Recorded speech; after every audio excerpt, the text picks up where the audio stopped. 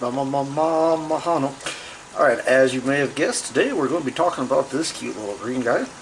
This is a Majano Anemone, and I'm not even sure I'm pronouncing that right. I've heard it pronounced Majano and Majano. So if anybody out there actually knows the correct pronunciation, if you could maybe clue me in, that would be awesome. These are considered a pest anemone, mainly because they can reproduce very quickly and take over a tank. And like all anemones, they can sting and kill coral.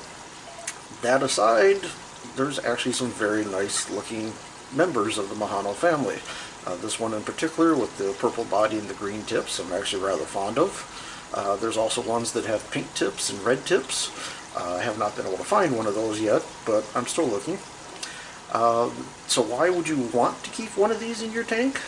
Well, for starters, they look nice. For two, they're extremely hardy and easy to care for. So if you want a nice looking anemone that's easy to care for and hardy, this is a good choice.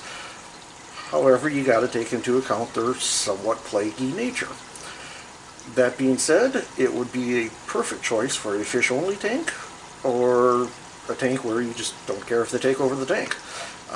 Clownfish will host these anemones, however certain species within the Majano family actually stay very small, not getting much more than an inch, so might not be a good choice for hosting. There are, however, other members of the family, such as this one, when it's full grown, will be about 3 to 4 inches in diameter, and thus would actually work to host clownfish. Also, having a large number of them in a group would also work. When they do grow in large groups, they kind of remind me of a larger version of green star polyps, because you get the green wavy tentacles, but they're a little bit bigger and a little bit more aggressive. Now let's assume that you got one of these in as a hitchhiker, or you didn't know what it was, and you don't like it, you want to get rid of it. How do you do that? Well, the easiest way, and probably the best way, is to just pry it off of whatever surface it's on and dispose of it. They're not known for having a really tight grip on whatever they're attached to, so you can probably just get in there with your fingers, wearing gloves of course, because these things do actually have a pretty good sting.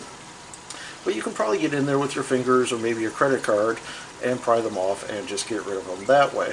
However, if they're jammed down into a tight little nook in a rock, that might not work.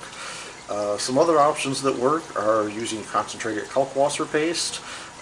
Some people have had success using lemon juice or Joe's juice, or injecting them with boiling water. From what I understand, all of these methods are 50-50 at best. Sometimes they work, sometimes they come back.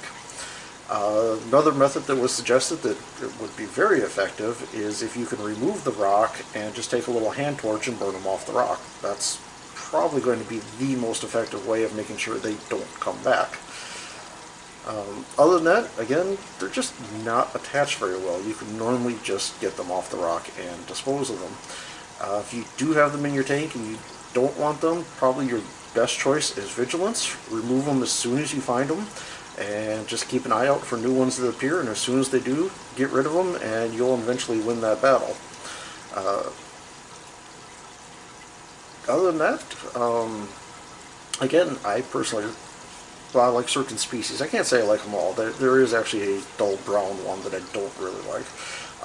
But the more colorful ones I actually really like, and I think they make really nice anemones. Also be a good choice for an anemone only tank, which is where this one's probably going to end up. At the moment it's in my refugium, but it's very small and it hasn't started to spread yet, so it's fine where it is at the moment. But I will most likely be moving it to a different tank in the future. Anyways, if you have any questions or comments, please make sure you leave those below, and as always, thanks for watching.